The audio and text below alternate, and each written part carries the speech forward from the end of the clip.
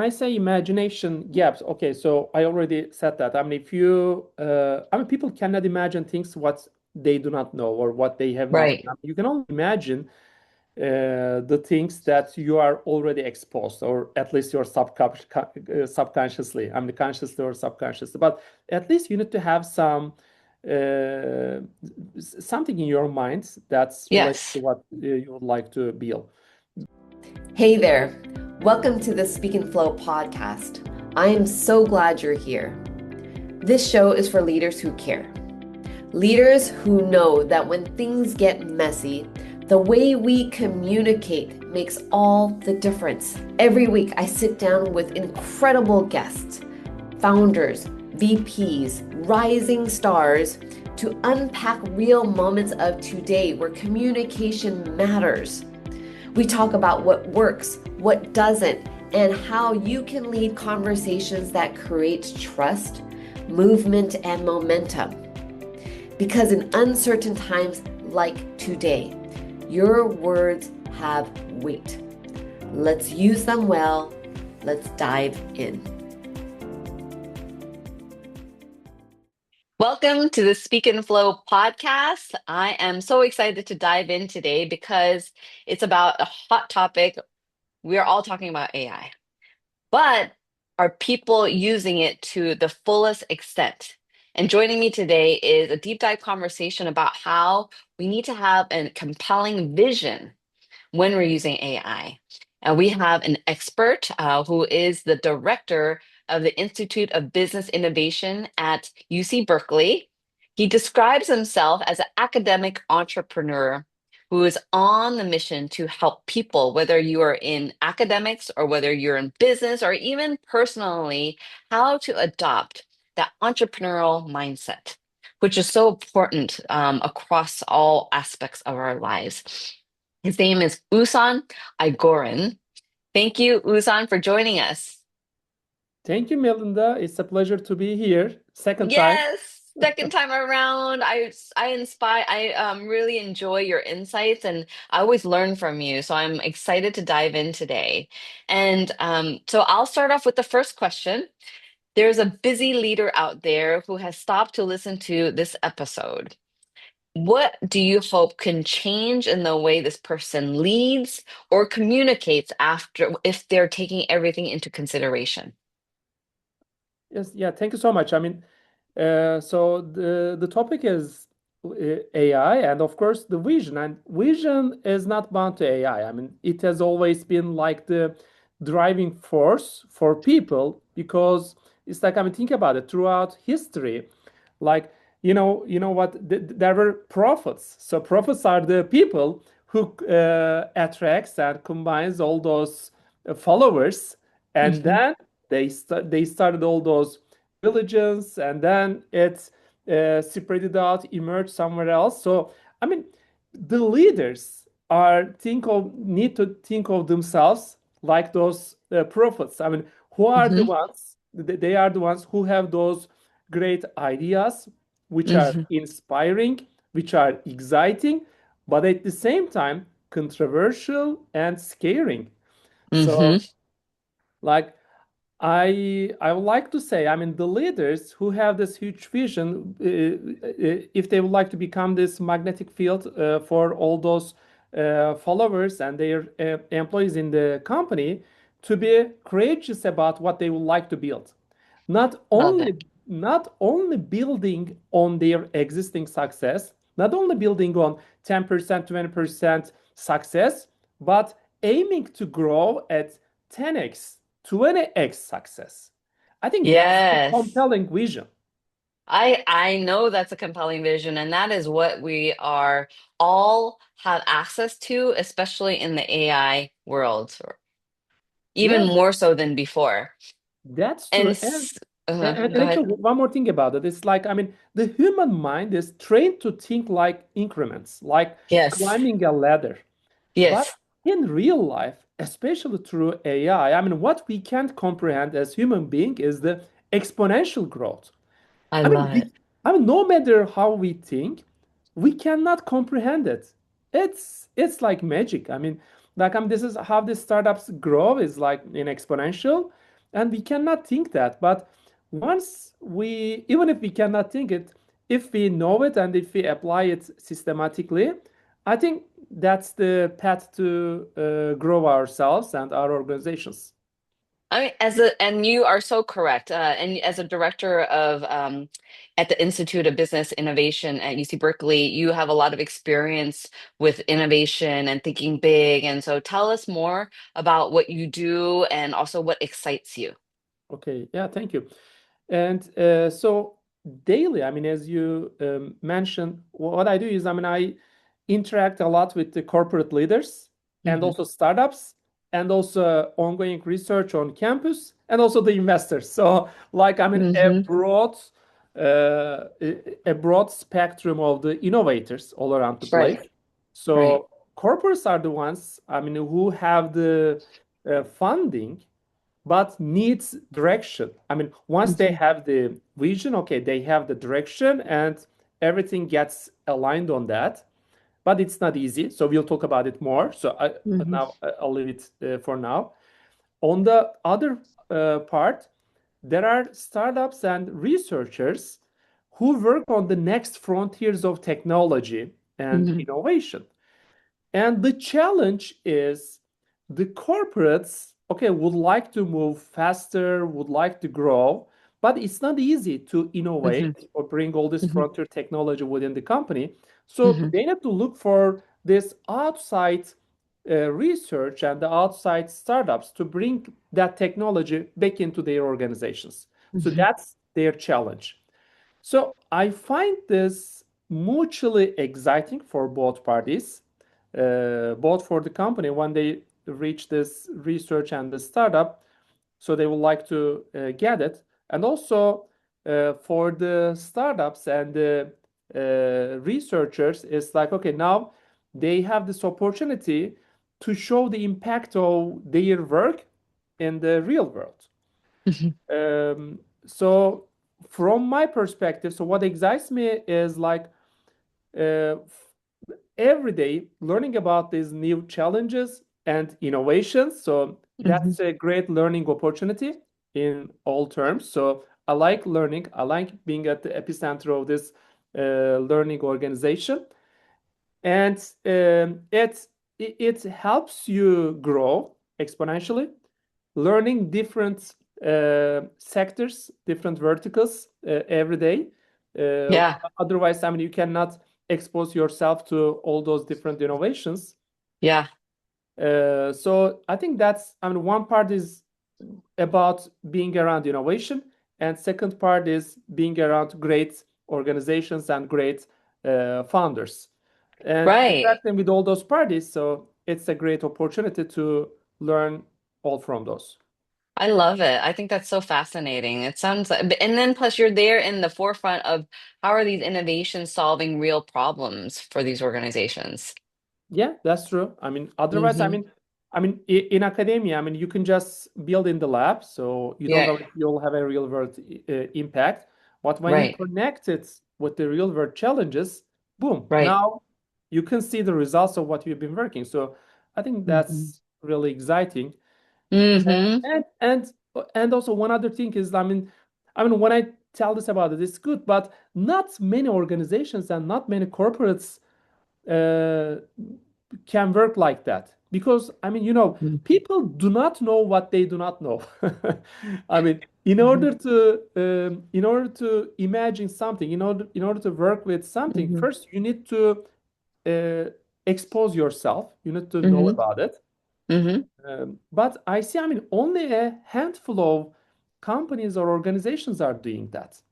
Oh, Not, really? not many organizations are open to that. I mean, maybe as intention, they are willing to learn and attract, but it's not easy for the corporates and organizations if the direction is not aligned or if the task is not well defined. Because Hmm. for corporates, the task is mostly about execution, and Hmm. execution requires returns and Hmm. short-term targets. But Hmm. the job I'm describing is more about exploration. In Hmm. exploration, you don't know the destination, you don't know what it Hmm. will come out. That's why it's scary, but at the Hmm. same time, it's exciting. So for the corporates, I mean, who have not gone to this road, what I would like to say is leaving some room for exploration. Right. Right. There's probably so much complexity with these companies, and so it becomes a little more challenging to adapt or to explore because it's so complex. But you're inviting and encouraging and suggesting that it's important to do this exploration. And is this, you talk about imagination gap? Is this what you're talking about? Yes, yes, yeah, Uh-huh. definitely. Uh-huh. So I'd like to connect it there.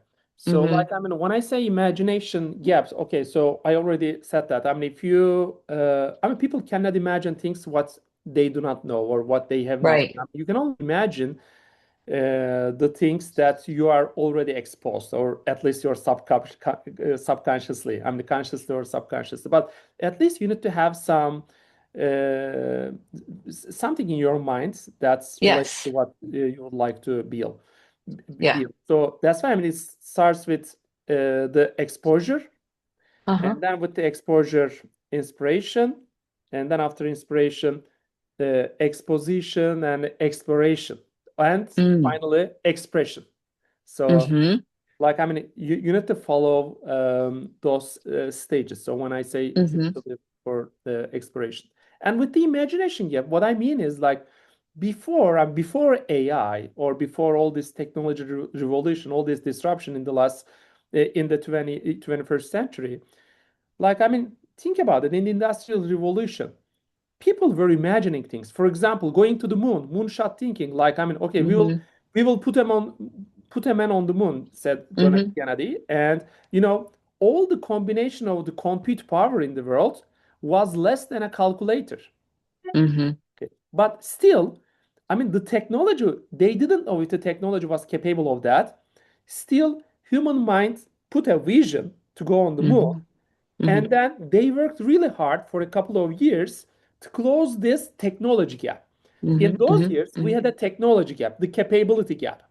Now, what Mm-hmm. I'm saying is, it's vice versa now. Now we have a Mm. technology which is so advanced, Right. and we don't even know what to do with that. Right. And we don't know the capabilities of that.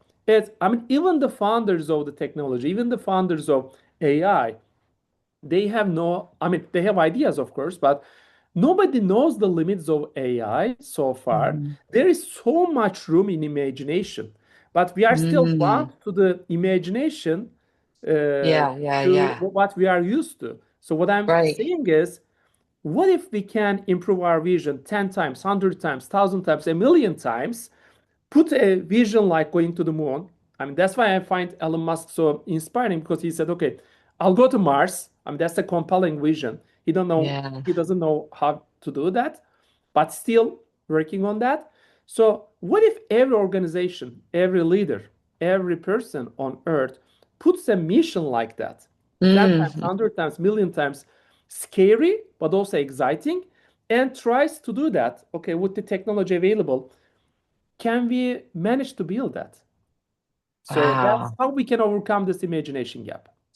That's worth living for. Yes, yes, that would be a very exciting life, right? It will be a very exciting life.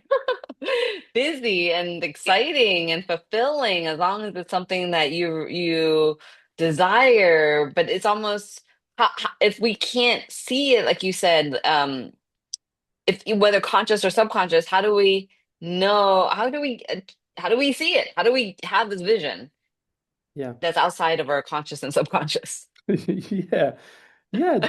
I mean, that's why it's so important to be on the search for Uh-huh. outside. I mean, if you always do the same work every day, Ah, if you're always stuck at the routine, I mean, we'll right, never able to see that. right. But I mean, like I mean, going out of the building, getting to know people, Uh-huh. even in your organization. I mean, Yeah. talking to people. I mean, I'm pretty sure that I mean, if you talk to people in your organization, you will learn a lot as well instead of talking to the same people every Right, day. So right. that's also one way. And also, yeah, talking to all these founders. Yeah. I mean, also putting this uh, inspiring vision and then trying to see who else has the similar vision, what they have built Mm. so far. Mm-hmm. And then you Mm-hmm. could say, oh my God, I mean, if they've done this, I can do this as well. Mm-hmm. Or like you bounce ideas off of so that you both are on, going in the same direction or learning from each other, the best practices. Yeah, that's true. That's true. So And so how do I know if I'm on the right track? okay, right. How do you know you're on the right track? If it's a strong vision, it's something that it's worth achieving and going for. How do I know? Ah, I think, I mean, yeah, okay, there are, I mean, first, I mean, if you define, I mean, being on the right track, I think you will feel it. I think, by the way, I mean, you have some progress around it, so I think you'll Mm, see some quick wins. You'll feel lucky about it. So what I mean is like, I mean, what I mean, the human brain works is like this selective attention and focus. So when hmm you have hmm this vision, I mean, if you start to selectively attend something, attract something, oh my God, that's exactly what I'm thinking for. I mean, I think these are some signs that you're on the Right right track. path, or like miraculously you meet someone and you read something, and then, oh my God, that fits my thinking. I think these are the Yeah. signs that life Yeah. gives us. And Yes. then what I see in Silicon Valley is, I mean, I think Silicon Valley is the embodiment of this delusional thinking put into real life, which does not exist in this level, maybe at different levels. But what I see here is like, I mean, even from my students or from the people that I know or from the stories that I hear, when you have this delusional vision, it's delusional for anyone else. But when you talk about it and when you believe it so much, when you live it, when you embody it, people believe in you as well. That's what I see. They are, and then they become willing to put money into you, willing to Mm-hmm. put money into what you are believing and you are hmm living. I think, I mean, that would be a great sign that you're on the Right track. right track. Correct. Yeah, you're in flow. You're in flow Yes, you're because in flow. Yes. suddenly, yep, your mind, body, spirit is in alignment, and then you start to things start flowing into place. Like things happen, you meet the right person, you get the right opportunity, and it seems like it's good luck, but actually, I believe that it's you're in alignment Yes. with the vision and then so how can we to have a compelling vision, it's big, it's bold, it's scary, how does one communicate it in a way that so people can execute it? Mhm. Yes. I think that's a great question, and many other people are scared about this. So Right. I'll give you one example of a person who I know and who inspired me a lot. I think it was hmm about more than 10 years ago in Barcelona. I met a person. It was in the World Open Innovation Conference, and we were both jury members at an event, and I said, okay, yeah, I'm in Las Vegas, so who are you? He described himself as a food artist. Okay, so hmm what does a food artist do? So what do you mean? And then he said, okay, there are three things what I do. And one of the things he described to me was like, okay, I work on uh, ungravitational food. So what does it mean? What is ungravitational food? It's like, okay, I just dream about it. Instead of going to the food, dropping our fork and knife, what if the food flies to our mouth? Wow, that Okay, is okay, that's crazy. That's uh-huh, delusional. But how do you uh-huh, make it? And then, okay, so if you would like to see how I make it happen, so come to my workshop. So I went to his workshop the other day, and there were a couple of people. There were some scientists, there were some practitioners, and like, so what I came to observe was, I mean, he had this vision. Okay, that's crazy. But then he researched the literature about people who are working on the same problem. Of course, other people were not defining in the way he defines it. But uh-huh, I mean, there was a scientist who was working on like the magnetic attraction between food and the utensils that we use. Okay, so that was one way to approach it. There was someone else who worked on a different aspect about what about the ingredients and combining it with different gas, whatever. So there Uh-huh. was, so like I mean, he was looking. I mean, he had this artistic dream, delusional dream, but at the same time, he had this scientific base. So he calls it as an artist, but he followed the science. So he said, Hmm. okay, what is available? So what is real at the moment? So what is the edge of the science at the moment?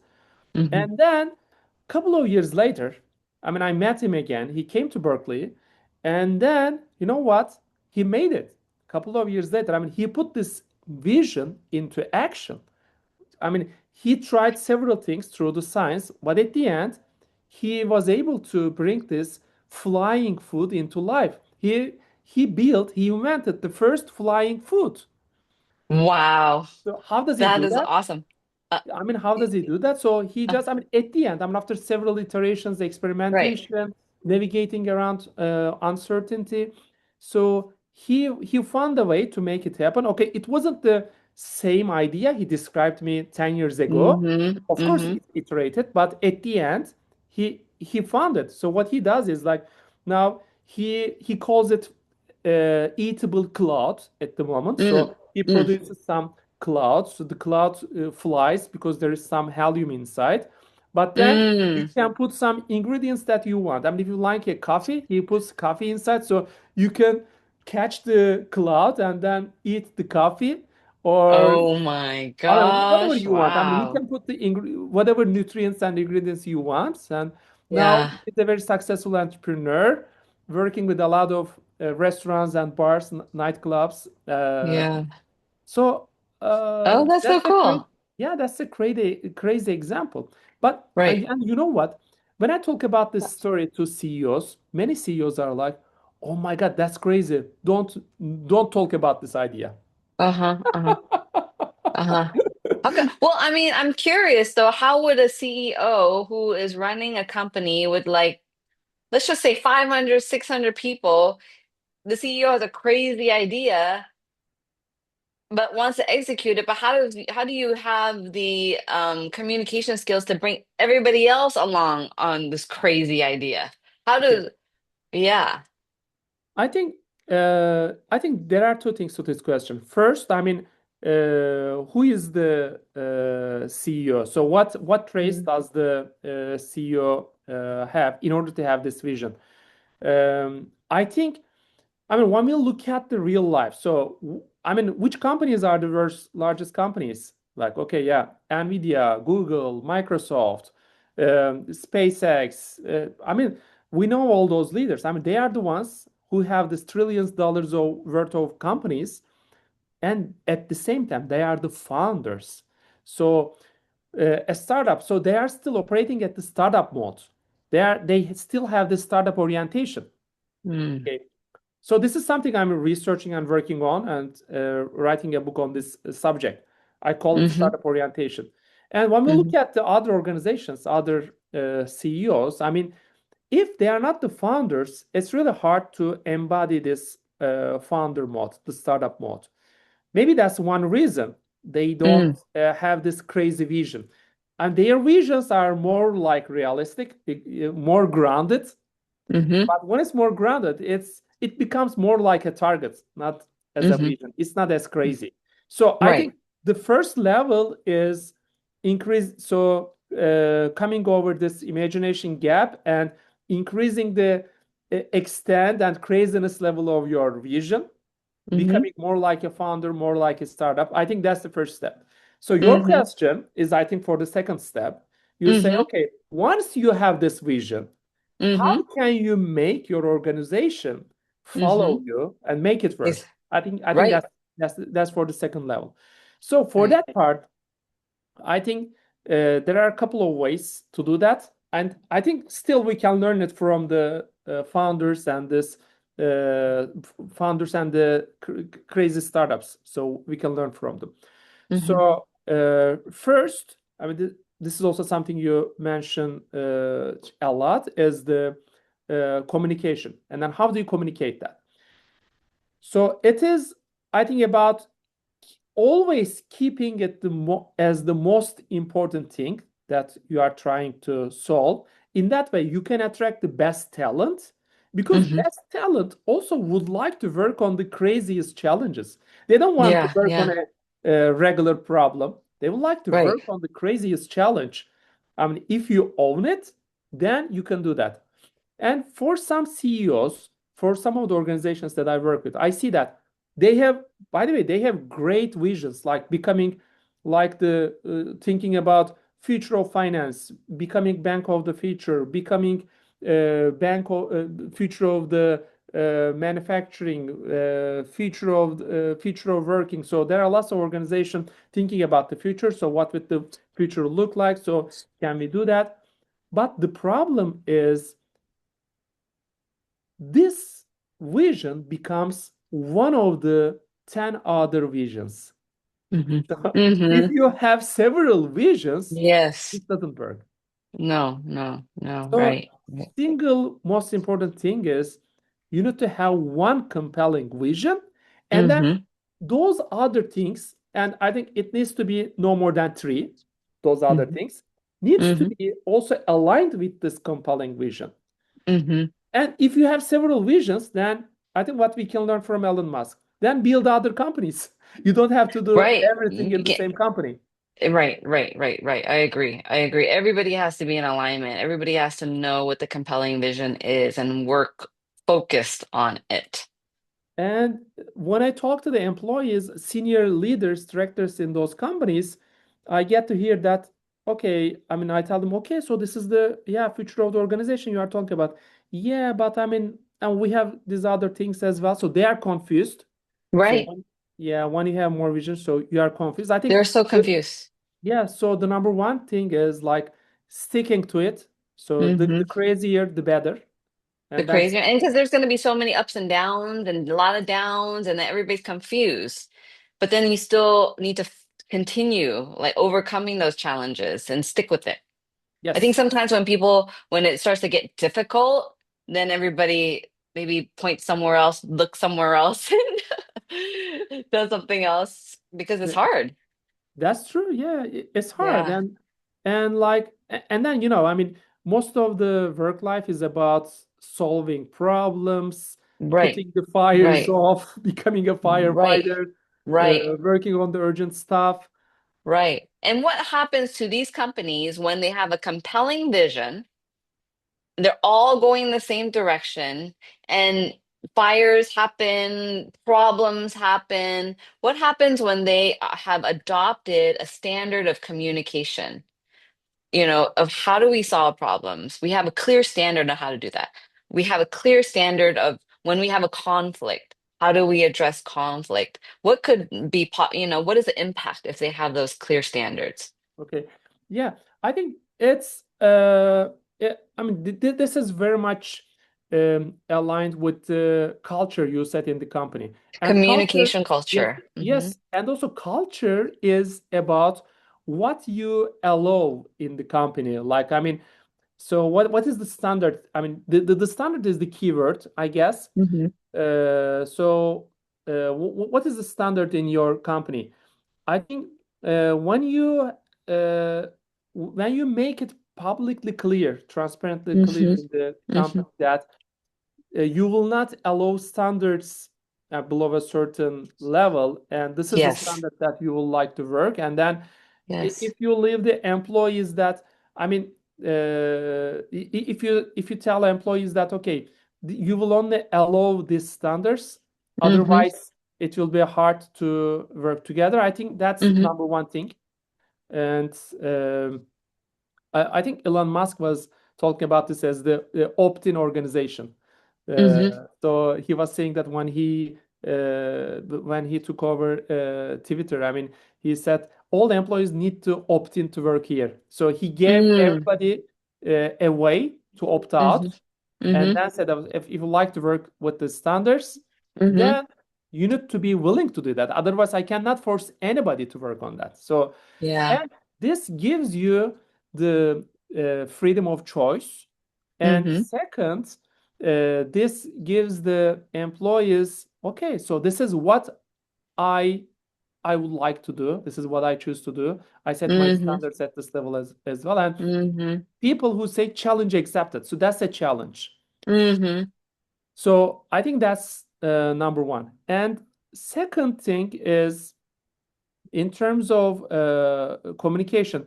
Okay, also, this is also related to your previous question. The keeping track. So what is the so Mm-hmm. how do you measure the progress Right. towards that vision that you would like? Right. So Right. I mean, if people see progress, Right. and if people see that through the progress, through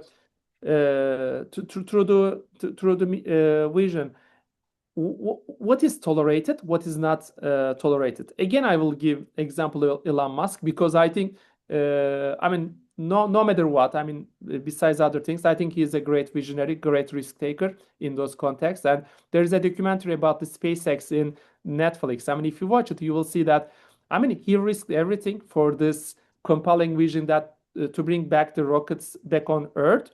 He didn't know how to do it. Nobody believed in him. And all other space rocket scientists said that it was impossible. But people who believed in him wanted to work. And then the first three rocket launches failed. But what Mm. he did, he he promoted the person who failed three rocket launches instead of firing him. Wow. Wow. So this is what we allow because he Right. publicly says that failure, as long as you learn from it, Right. failure is appreciated. Right. So that's the Mm-hmm. culture. I mean, in the Mm-hmm. communication, do you celebrate the culture? So how do you Mm-hmm. approach it? There's also another Mm-hmm. example in Google, in the early days of Google. Mm-hmm. Instead of a blame culture, if Mm-hmm. you have a challenge culture, so challenge is Mm-hmm. really important, and also appreciation of learning and failure. In the early phases, Larry or Sergey, they say, okay, they are just not happy with something. In a regular company, you just say, okay, this thing doesn't work. So who did that? And you just complain and blame people and then ask them to fix it. In Google, Mm-hmm. not the way it works. They just put a sign on the kitchen in a Friday afternoon. Hey, this Mm-hmm. and the sign says this sucks. Okay, it shows Mm-hmm. that there's a picture of it. And then you know what? In the kitchen, somebody finds about it. And by the way, that person, that engineer, is not a person in that team. Still, Mm-hmm. he says, okay, challenge accepted.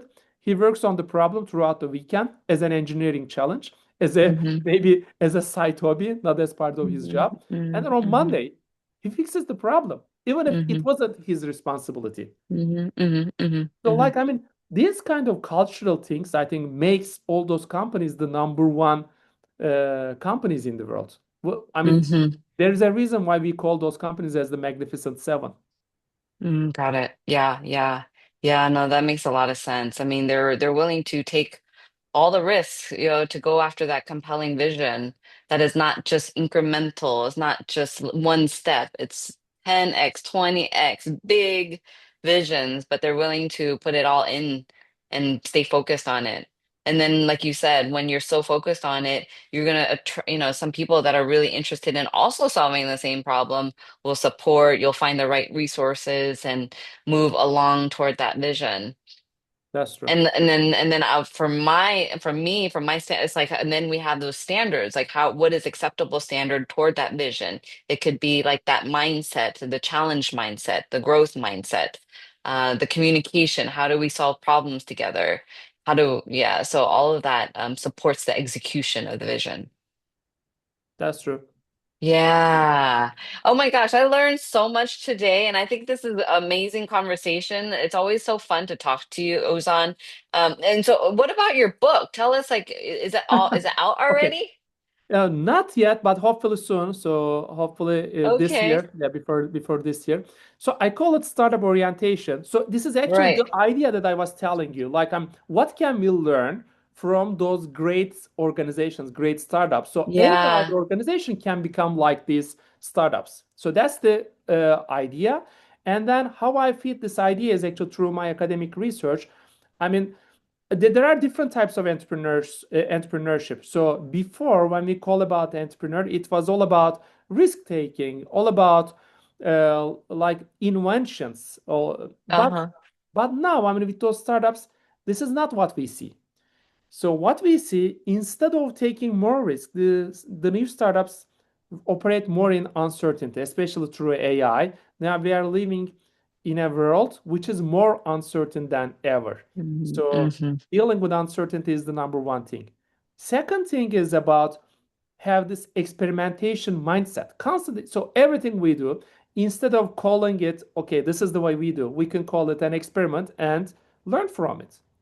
And third one is, instead of the result of being an innovative company, we can focus on being creative and coming up with these new ideas, crazy ideas. The mhm, topic that we talk about this vision, this what crazy idea can you come? If we ask our employees about that, I'm definitely sure the company will be a more crazier place to work, and that's the yeah, good. That's the yeah, feature. That's not a bug. And the fourth thing is co-creation. How can we work and partner with others so we yeah, can build together? yeah. Oh my And gosh. fifth one, finally, is about the scalability part. This is Uh-huh. actually, I mean, I frame it as opposed to economies of scale. So it's like in the past, it was more like becoming big, becoming huge organization, becoming powerful, and then our costs will be low. So it's all about optimization and cost effectiveness. Mhm, But mhm, scalable organizations or exponential organizations are totally different. They choose to stay small, mhm, but, or at the same time, they aim to bring a lot of impact, a lot of. mm, So that's why, I mean, you hear that a lot. I mean, Sam Altman talks it, Dario talks it, Demis Hassabis talks it. They say that now we are living in a world where one person can create $1 billion startup. That's a mhm. scalable organization. Ooh. That has never been possible before, but now this exciting time might produce these kind of people. And why not one of us can do that? You just created my compelling vision. That's gonna be Yes, me. Small but billion-dollar yes, impact. yes, That's scalable why I bring organization. you to the that's why I bring you to the Speak and Flow podcast because I always get so excited. Wow, Oh great. my gosh, it's great. I can't wait to get the book. So I'm excited. Let us know when it's out and it's always it's going to be so great. It's going to be always Thank you. so full of insight and research and especially for me starting the business to know that I like that idea, keeping it small but big impact. Because we Yes, want to be flexible nowadays. You know, when it's too big, it's difficult to move. And so just having that ability to make a big impact, even with just some quality people. that's I true. love And that. Yeah. yeah, you become Yeah. more agile, yeah, more Yes. flexible. I like it. I like it. I love that. Because then you can meet the needs of the market and the innovation that is happening. That's true. Yeah, I mean, that's the most powerful asset of the Yeah. startups and the founders Yeah. against Yeah. incumbent organizations, established Yeah. organizations. Yeah. So that's why Yeah. they rely a lot on startups. So we are living in the world of startups right now. So everybody Yeah. can be their own startup Love and it. reach to $1 billion. Because why Love not? it. Love it. Yes, why not? Thank you, Osan. I mean, it's really great. Thank you for your mission of helping people to have that entrepreneurial mindset and think big in a really big vision way and keeping us on track. I really appreciate your insights today. Thank you, Melinda. Excitement is Yeah. contagious. So I hope this spreads through the listeners of the podcast, and we'll see Oh, more of it. the last episode, your episode was one of the top ranked. So I'm sure this one is too. Thank you. People like it. People like it. Well, thank you so much. And thank you, listeners. I trust that you got your takeaway for today. And remember, anytime you have a chance to communicate, communicate what matters so it inspires and moves people together. Take care. Bye bye. Thanks for tuning in today. If this conversation sparked something for you, if you're thinking, we talk a lot in our organization and things still fall through the cracks, we're not getting the results that we want, I've got something for you that might help. It's called the Accountability Self-Assessment, and it takes less than 60 seconds. In one quick review, you'll get real insights as to why accountability and results are slipping on your team. And you'll walk away with a legacy accountability card. It's a simple one-pager framework to help you and your team move talk to traction. Because the legacy of you and your team is built more than just meetings. It's built on clarity, consistency, and follow through. So grab it today. Go to speakandflow.com or click on the link in the show notes. It's free, fast, and built for busy leaders like you. See you next time. Until then, keep communicating with impact and momentum.